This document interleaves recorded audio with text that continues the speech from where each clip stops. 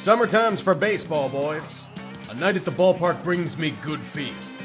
The kind that has me yearn for a great view and a hot dog of questionable origin. And it's the best damn beef frank you'll ever have.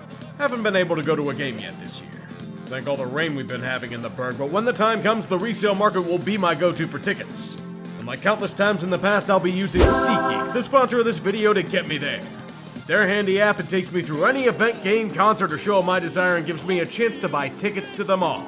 Its ease of use is immaculate. SeatGeek sorts all available tickets from red to green on a 1 to 10 scale. Red is bad, but green, very good. Gives you a view from where you'll be sitting. And all tickets are verified for authenticity. And as always, remember to use the code TREE to save $20 off your first purchase. Can we also use it to make it stop raining every day in the burg? I really need to use SeatGeek to get to some Pirates games soon. For better or worse. At least let me see Paul Skeens get a win. Now on to the video. The pitch. He struck him out! And the Kansas City Royals move on. Agony. Frustration. Feeling of stalling out is one that has you wondering how the hell you break free of it. Incredible riches coming through the farm system. Talent oozing out of every pore, yet the dreams of deep postseasons keep coming up short. The late season collapse by the Orioles took them from potentially winning the AL East to the doldrums of the wild card. Team pitching had taken a turn for the worse throughout the season. Adding Corbin Burnes was a great move, but there wasn't much performing behind it. The bullpen sorely missed Felix Bautista. And those ballyhooed bats, they were even worse off from August on. At least the arms held the Royals to only 3 runs in 2 games. The Orioles could only score 1. All that talent and they're picked apart by Kansas City and old man Seth Lugo at home. A complete embarrassment, even for a team in the early stages of a contending window. But 2025 was a fresh start. A chance to avenge the stagnation. Think of that young elite core with a new and shiny hitting coach. Felix Bautista returning from Tommy John to hold down the 9th. Sure, there are some losses, but the O's will be back. Swinging a high fly ball, deep to right, racing back Kirsten, he's gone! Forgive me if I come off as brash, but what the fuck? I know there were some serious concerns about their offseason, but this? I'm gonna puke in the Inner Harbor. The season's already over. Trust me, they don't have that 2019 Nats magic. What a disaster! And at this point, all you can do is try to figure out what the hell went wrong. When looking at it from the outside, pretty much everything. I'm not joking, it's everything. The classic definition of underachieving, you're looking at it with the O's. 3 months ago, this team had optimism. A cautious optimism considering how last year ended, but they still had hope. Now Baltimore hasn't become a shock. Their losing's become predictable. Falling flat on the first charge. We keep waiting for them to get up, but they don't. Only the A's and Nats have had longer losing skids. You know what kills this team off the bat? Pitching. Especially those they're chucking out there to start games. It's, how do I put this lightly, abysmal. So I get there were some issues in the Corbin Burnes sweepstakes. They got outbid by rattlesnakes in their attempt to buy their way out of Jordan Montgomery remorse. Why didn't you even give them a concrete offer?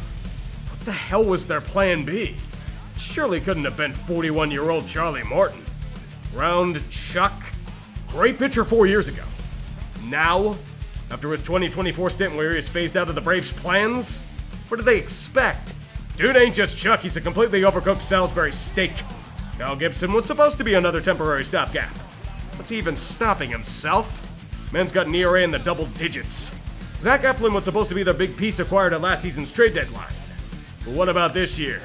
Is it in how many dingers he gives up? Right lat strain issues? Cade Povich and Dean Kramer are the same way. With how many meatballs their starters have been serving up, they should start a catering company. The best pitcher in this rotation should not be Tomoyuki Sugano. He's been a good import from Japan, but there was some wondering if he was going to be a bullpen arm when signed.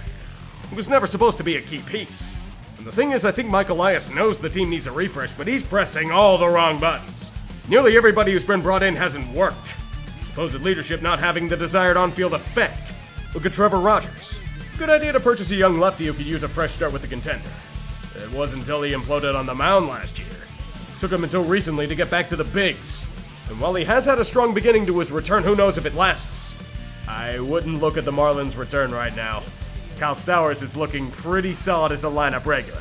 Connor Norby hasn't turned into anything, fortunately, but he's better than some of the options the O's are chucking out there right now.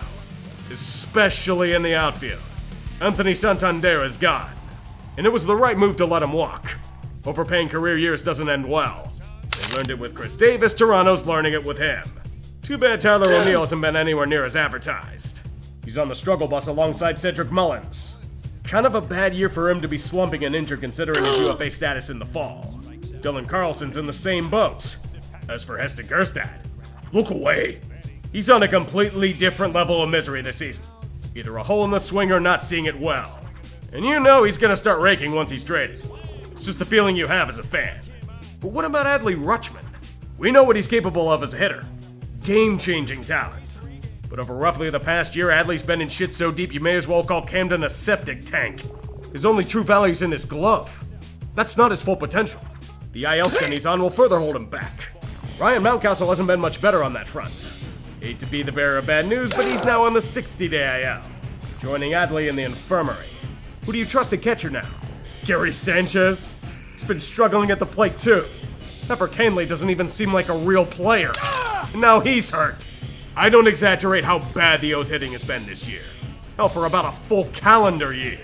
They can't hit when trailing in games. They can't hit when allowing 12 unanswered runs. They can't hit with runners in scoring position. They can't hit when the earth is a certain tilt off its axis. Their potency in many categories rivals the fearsome White Sox. That's including strikeouts. This shit isn't a blip, it's systemic. The problem was staring them right in the face. O's fans on Utah Street were clamoring for everything and anything under the sun. And patient zero just happened to be Brandon Hyde. He helped the team to grow in the early years, sure. Got them out of the abyss of a deep rebuild, but Hyde wasn't evolving any further.